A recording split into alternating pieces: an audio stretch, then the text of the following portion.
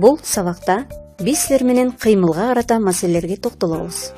Ал үчүн кыймылды мүнөздөчү негизги формуланы эстеп алалы. S барабар V көбөйтүлгөн T. Бул формулада S басып өткөн аралык, V кыймылдын ылдамдыгы, T кыймыл болуп өткөн убакыт. Эгер бизге аралык менен убакыт белгилүү болуп, ылдамдыкты табыш керек болсо, аралыкты убакытка бөлөбүз. Ал эми убакытты табуу керек болсо, аралыкты ылдамдыкка бөлөбүз. Кыймылга карата маселелерде кыймылдын түрлөрүнө токтололу. Биринчи, бири-бирин көздөй багытталган кыймыл. Мында эки нерсе карама-каршы багытта бири-бирин көздөй кыймылга келишет. Алар убакыттын өтүшү менен бири-бирине жакындагандыктан, жакындоо ылдамдыгы алардын ылдамдыктарынын суммасына барабар. Алар аралыкты жакындоо ылдамдыгына бөлгөн убакытта жолугушат. Экинчи, карама-каршы багытта бири-биринен алыстаган кыймыл. Алардын бири-биринен алыстоо ылдамдыгы ылдамдыктардын суммасына барабар. Т убакыттан кийин алар бири-биринен алыстоо ылдамдыгын убакытка көбөйткөн аралыкта болушат. Үчүнчү, эми бир багыттагы кыймылдын түрлөрүнө токтололу. Эки учурду карайбыз. Биринчи учурда биринчи ылдамдык экинчи ылдамдыкка караганда чоң болсун. Биринчисинин ылдамдыгы чоң болгондуктан алдыда кетип бараткан экинчисин кубалап жетет. Жакындоо ылдамдыгы ылдамдыктардын айырмасына барабар. Бири экинчисин кубалап жеткен убакыт аралыкты жакындоо ылдамдыгына бөлгөнгө барабар. Экинчи учурда биринчи ылдамдык экинчи ылдамдыкка караганда кичине. Башкача айтканда, бир багыттагы бири экинчисинен артта калган кыймыл. Мында экинчисинин ылдамдыгы биринчисине караганда чоң болгондуктан биринчиси артта калат. Алыстоо ылдамдыгы ылдамдыктардын айырмасына барабар. Т убакыттан кийин алар алыстоо ылдамдыгын Т убакытта көбөйткөн аралыктагы алыстыкта болушат. Эми мисалдарга токтололу. Илимбек менен Билимайдын үйлөрү бири-биринен 24 километр аралыкта жайгашкан. Илимбектин ылдамдыгы 2 км/саат, ал эми Билимайдын ылдамдыгы Илимбектикинен 2 эсе чоң. Эгер алар бир убакта үйлөрүнөн чыгып, бирин-бири көздөй жөнөшсө, 3 сааттан кийин алардын ортосундагы аралык кандай болот? Алгач Билимайдын ылдамдыгын аныктап алалы.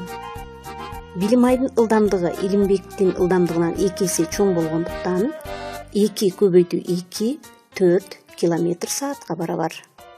Бул маселе бири-бирин көздөй багытталган кыймылга туура келет. Жакындоо ылдамдыгы 2 ылдамдыктын суммасына барабар. Башкача айтканда 4 кошулган 2 барабар 6 км/саат. 3 саатта алардын басып өткөн аралыгы 6 көбөйтүлгөн 3 барабар 18 км. Алгач алардын ортосундагы аралык 24 км болгондуктан 24төн 18ди кемитебиз.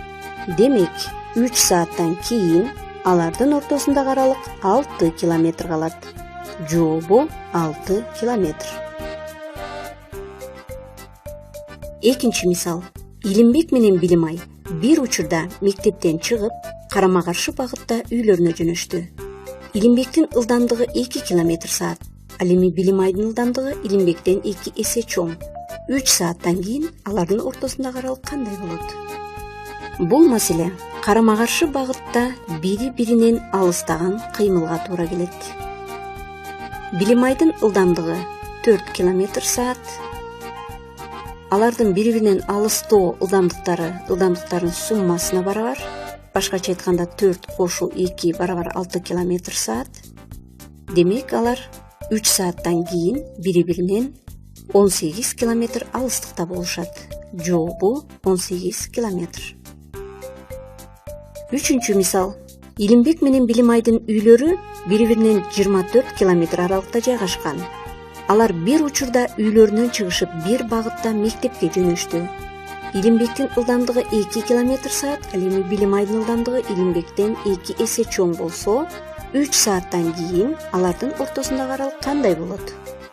Бул маселе бир багытта бири экинчисин кубалап жеткен кыймылга туура келет. 3 саатта экөөнүн бири-бирине жакындаган аралыгы 6 километр.